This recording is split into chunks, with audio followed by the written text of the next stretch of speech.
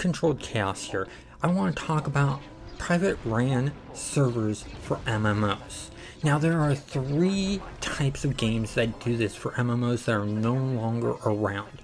There's Warhammer Online, Star Wars Galaxies, and City Heroes. Some of these have one server, some of them have multiple private servers running.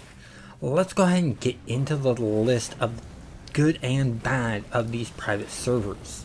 First, Playerbase. The player base on these servers is really small because of multiple reasons. One, a lot of people don't know that these private servers exist, and if they do, they may need to own the game to get onto the private server because they don't give the code for the game to you to be able to run it on your side. Others do, so it varies from server to server and game to game. Next is the fact that the reason these servers are small is because the people running these may not have the money to run the big server farms that were ran when these games originally ran. Now, with these servers being small, that can be a good thing, and the reason being is you get to know the player base. Because it's so small, you get to know a lot of the players on the server you're on. But the bad thing is sometimes these servers can feel empty and you don't see anyone. And that's part of the fun of MMOs, is seeing a bunch of players around and being able to interact with them. That's the whole entire point of MMOs. Now, I want to move on to new things.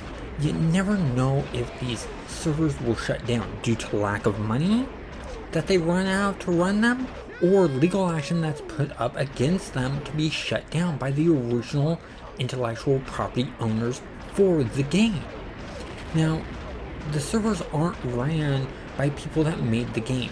So when you find servers, some of them just may be the original game the way it was before it shut down, or earlier versions of it. Others may have things added in, but it takes a lot of time to be able to go through and learn how all that code works and stuff like that, along with if there's different file formats for 3D models, sound effects, animations, things like that. They have to figure that all out. Plus, if you want to add in new sound effects, models, and animations, you gotta know how to do that stuff. So it takes speciality. When these games were made, it was huge teams working on them, multiple modelers in different aspects. Some were object modelers, others were character modelers, and then there's the animators and the sound effects guys doing the music, the Foley sounds for combat and environments and things like that. Those are all specialties. Even in code, there's specialties. You have your regular coders, you have your network coders, you have UI designers, a bunch of people working on these games when they were originally met. A lot of these private servers are ran by small teams or one person.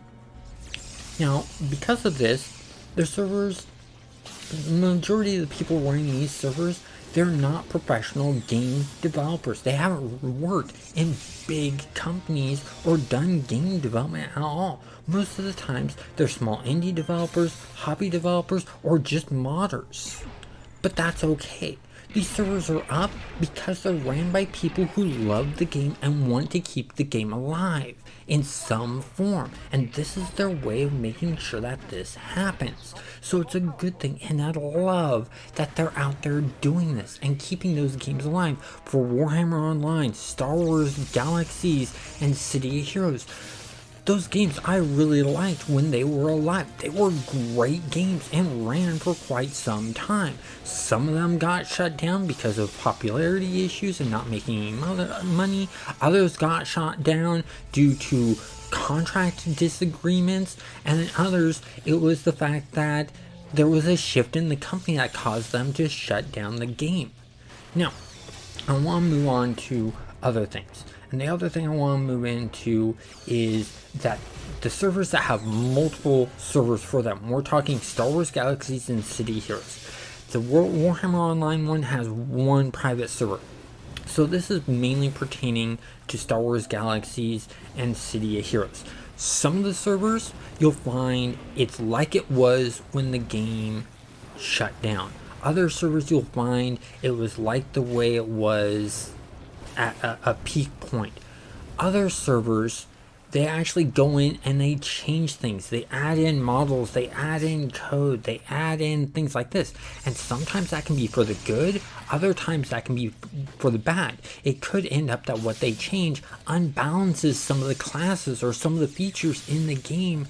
And to some people, that can ruin the feel of the game for them. So when you're looking at these servers and looking into them, you want to go ahead and you want to pick the right server for you based on what you want. Now, linked down below in the description is a list of a bunch of websites for these private servers. I've broken it down to Warhammer servers, Star Wars Galaxy servers, and City Heroes servers. So if any of these interest you, take a look at them, find out what the requirements are to be able to play the game. Hopefully you have everything needed to play the game and to be able to join on these servers if they interest you. If you want, please do comment down below on what of these games you miss and you're interested in getting back into, or what of these servers you play on and why.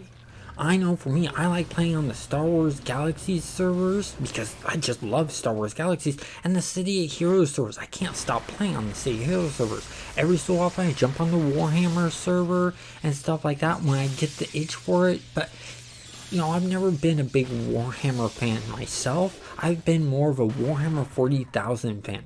Anyways, I hope you found this information informative and helpful to you, and you have a good day.